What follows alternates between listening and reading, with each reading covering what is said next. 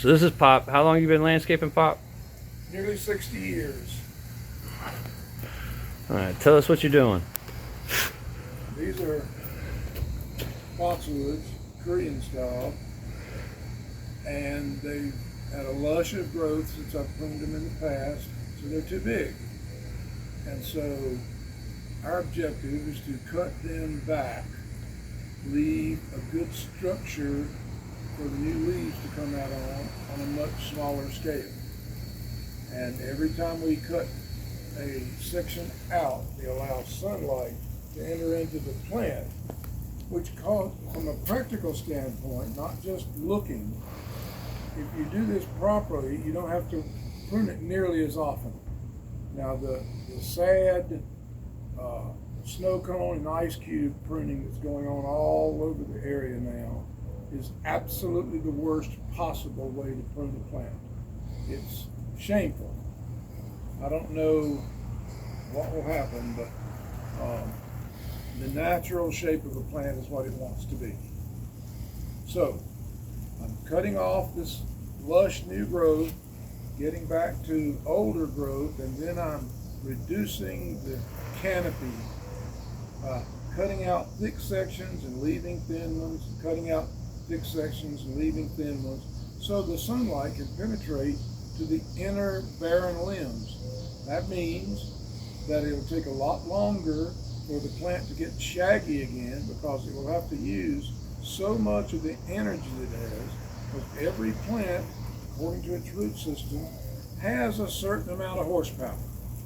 And by cutting it in there and letting it, the sunlight get into the barren limbs, which all plants except junipers have many, many little latent buds all over their stems. And when sunlight hits it, Mother Nature puts leaves on it. So what I'm trying to do is get maximum sunlight penetration and still have the general shape of the plant, so that over time the foliage will grow more on the inside and less on the outside and be a happy, healthy plant.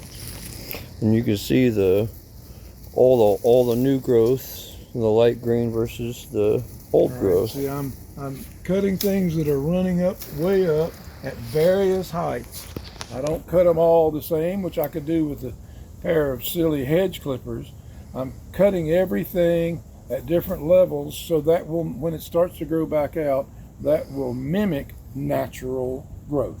And that's exactly what we want. Perfect. We don't want the snow cone and the ice cube and the bullet point. It's embarrassing that professionals, so-called, will prune plants that way, because it's exactly the worst way to do it. I totally agree. Anybody can cut a plant into the shape of an ice cube. Your grandchild can do that. How about this? These boxwoods are older than I am. I'm 42. These boxwoods were a gift to the original owner of this home, where the lady right across the street, there's the big boxwood mama over there. I don't want to kind Anyway, of too much of where we're at. That okay.